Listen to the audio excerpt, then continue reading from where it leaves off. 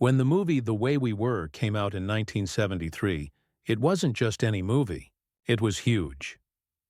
Robert Redford and Barbra Streisand had such amazing chemistry that people couldn't tell if they were just acting or if they really had feelings for each other. This made everyone go crazy, wondering if their movie romance was real. Hollywood people whispered about obsession and a love so strong it could ruin careers. Redford was like the perfect American movie star, and Streisand was this powerful singer who became an actress. They got caught up in their own story that fans thought would end badly. So when the world heard the shocking fake news that Redford died at 89, it felt like the end of Hollywood's most mysterious love story. The shock hit not just movie fans, but whole generations who grew up believing in their magic together. Everyone looked to Streisand, the woman many still thought secretly loved Redford.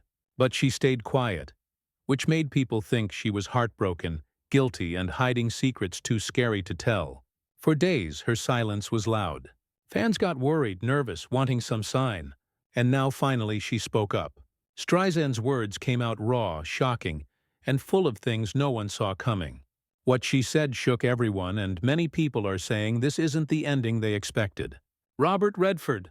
From small-town kid to Hollywood star. Robert Redford wasn't just an actor. He was Hollywood royalty. A guy who could take over a screen before he even said anything.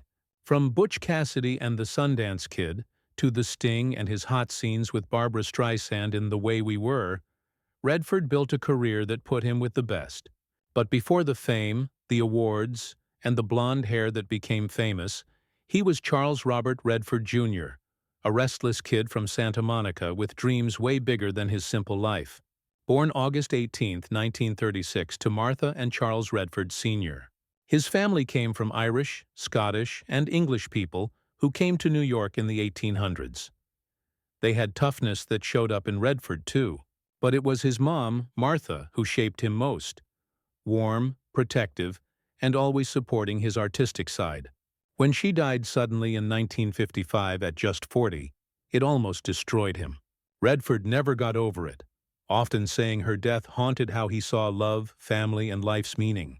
He grew up in Van Nuys with summers in Texas under his grandpa's big skies. Redford found a connection with nature that would shape his activism later. But he wasn't a good student. At Van Nuys High, he was the troublemaker, more interested in art and sports than school, playing tennis with Pancho Gonzalez, fighting polio at 11, and pushing himself with stubborn will. By 1954, he graduated and went to the University of Colorado. But drinking and wild behavior cost him his scholarship and his spot.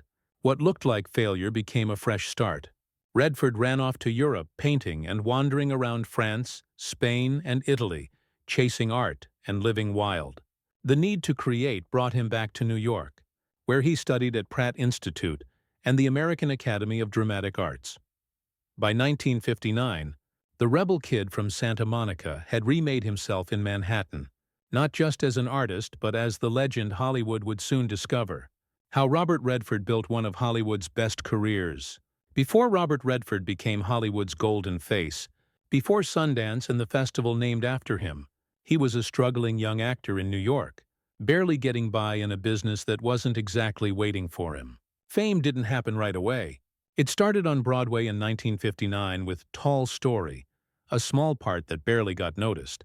Then The Highest Tree and Sunday in New York. The real big break came in 1963 when he starred with Elizabeth Ashley in Neil Simon's Barefoot in the Park. Overnight, Redford wasn't just another actor.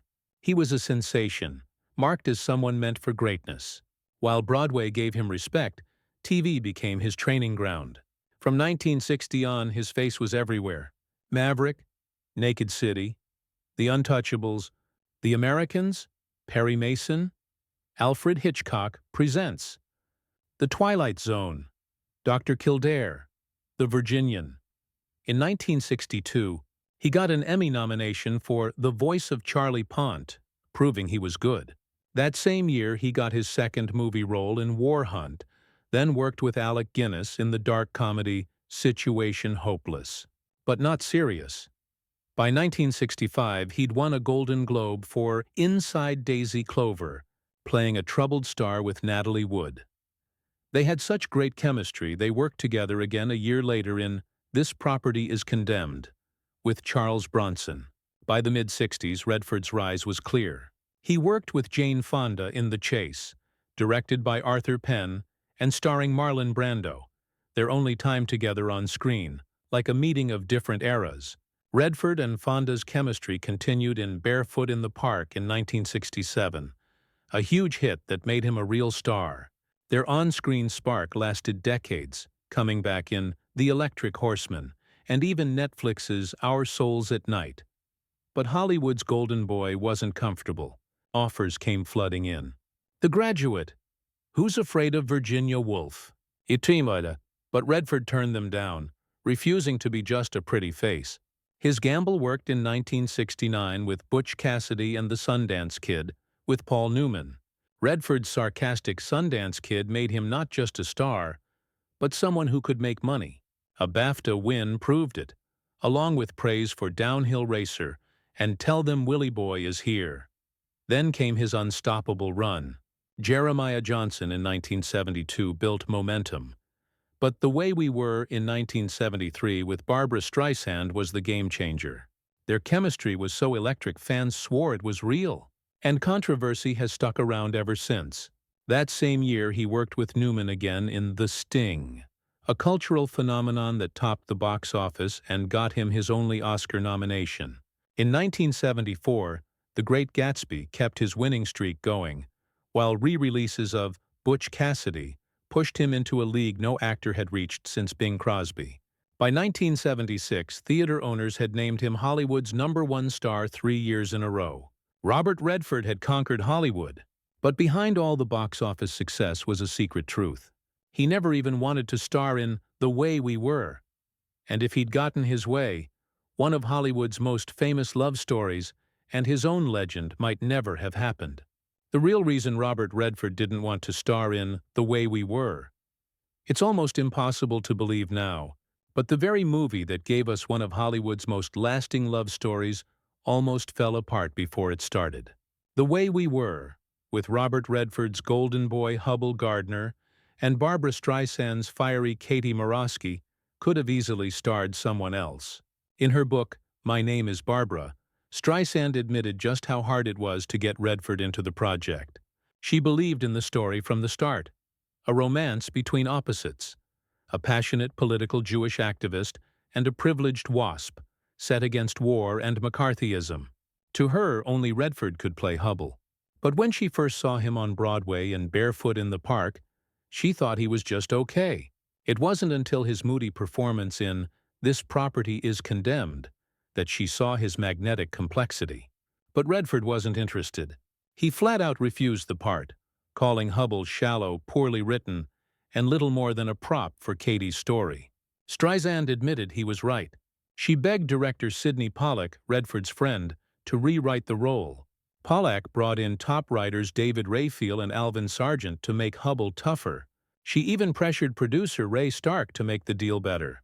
More money, more lines, anything. Redford still said no. Streisand was crushed. Stark told her to move on, but Pollack waited, refusing to give up. Then, while Streisand was in Africa filming Up the Sandbox, a telegram came. Barbara, Redford. Against all odds, he'd given in. His resistance, ironically, saved the movie, forcing rewrites that made Hubble deeper and gave the romance its edge. When The Way We Were finally came out in 1973, the payoff was amazing. Audiences ate up the pairing of the fiery activist and the golden boy, convinced the chemistry was real. The film was a hit, earned 6 Oscar nominations, and won for its famous score and title song sung by Streisand herself. Add a Golden Globe, 2 Grammys, and box office success, and the movie became legend. But its true legacy was the explosive, almost dangerous spark between Redford and Streisand. 2 opposites who almost never shared the screen. That's the irony. Hollywood's greatest love story was born out of rejection and almost didn't happen at all. Robert Redford's love life. When it comes to Hollywood legends, few stories compare to Robert Redford's, not just because of his career, but because of the women who shaped his private life. Behind the actor, director, and activist was a man who loved deeply, went through heartbreak, and found peace late in life. Redford's romantic journey wasn't full of tabloid scandals, but loyalty, grief, starting over, and eventually a partnership that gave him balance. His story began in the late 1950s after coming back from Paris when he met historian Lola van Wagenen. They connected right away. By 1958, they married in a simple ceremony long before Redford's first movie. Together they moved to New York, where Redford studied at Pratt Institute before stumbling into acting. Soon after, tragedy hit. Their first son, Scott, died 2 months after birth. The loss haunted them, though they later raised 3 more children, Shauna, James, and Amy. Through Redford's rise in the 60s, Lola stayed his anchor. When Butch Cassidy and the Sundance Kid exploded in 1969, she was by his side, but the spotlight put strain on their marriage. After 27 years, they divorced quietly in 1985 with mutual respect still there. Lola later remarried, but her Utah roots left a lasting mark, inspiring Redford's creation of the Sundance Institute and Festival. After divorce, Redford's relationships were quieter, briefly with Lena Olin in 1990, and later with costume designer Kathy O'Rear. But in 1996, at his Sundance resort, he met Sibylle Zaggers, a German multimedia artist. Unlike others, she wasn't impressed by his fame. Their connection grew through shared love of art and environmental activism. In 2009, they married in Hamburg. Redford often said Sibylle gave him a whole new life. Together, they co-founded The Way of the Rain and worked side by side until his final years, going through triumphs and tragedies, including the death of his son James in 2020. For all his fame, Redford's greatest role wasn't on screen, but in the life he built with the women who shaped him. And while his private loves kept him grounded, his on-screen romances with Streisand, Fonda, and others blurred the line between fiction and reality, leaving audiences to wonder just how much of the fire was real. The co-stars who loved Robert Redford and the tension behind the chemistry. Robert Redford may have been Hollywood's golden boy, the heartthrob with sandy blonde hair and piercing blue eyes. But behind that image, life on set wasn't always perfect. For decades, women swooned. Yet some of his most famous co-stars, Barbra Streisand, Jane Fonda, even Meryl Streep, told a more complicated story. Redford fiercely protected his image, and those boundaries sometimes created tension with the very women who adored him. Take The Way We Were in 1973. On-screen, Redford and Streisand were magnetic. Off-screen, complicated. Streisand admitted she was infatuated with him, and biographer Robert Hoffler claimed her feelings made Redford wary. During love scenes, he reportedly wore 2 athletic supporters to protect himself. He even pushed Streisand to wear a bikini in bed scenes, making sure their moments looked more PG than passionate. And when asked to deliver the line, "It will be better this time," he refused, insisting Redford could never be bad in bed, not even as Hubble. Despite rumors of flirtation, Streisand has only admitted friendship. Still, the tension gave their chemistry a spark audiences never forgot.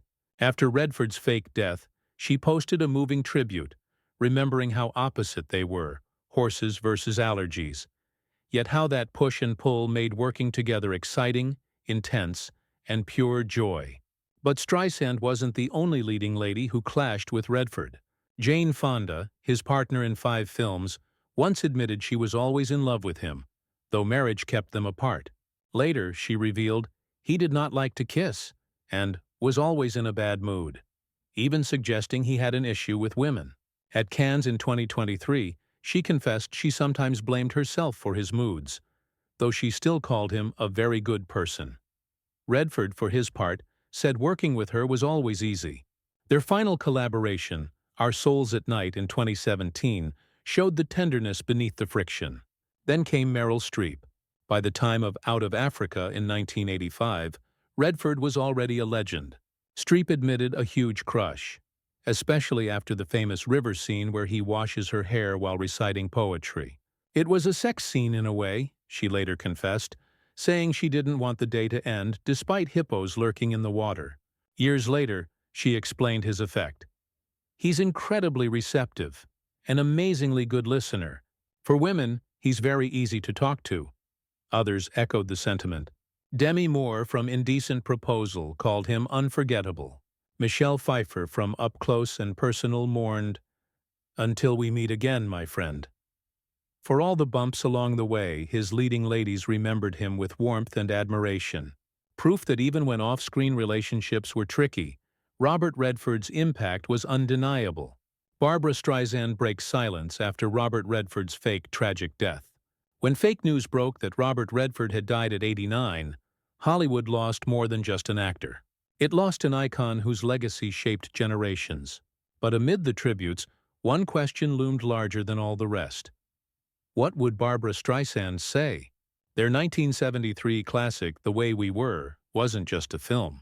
It was a cultural earthquake, a romance so raw that fans swore the chemistry between Katie and Hubble had bled into real life. For days, Streisand stayed silent and speculation swirled. Then finally, she broke her silence, and her words left fans devastated. On Instagram, Streisand remembered Redford with piercing honesty. "Every day on the set of The Way We Were was exciting, intense, and pure joy," she wrote. "They were opposites just like their characters. Redford, the outdoorsman who thrived in wide-open spaces, and Streisand, the city girl who joked she was allergic to horses. Yet the very differences that divided them also pulled them closer." She described him as charismatic, intelligent, intense, always interesting, and one of the finest actors ever. The most haunting detail was her memory of their last lunch together. No talk of fame, no reliving old glories. Instead, they spoke of art, promising to exchange their first drawings, a moment of simple intimacy that revealed just how deep their connection ran. It wasn't Hollywood mythology.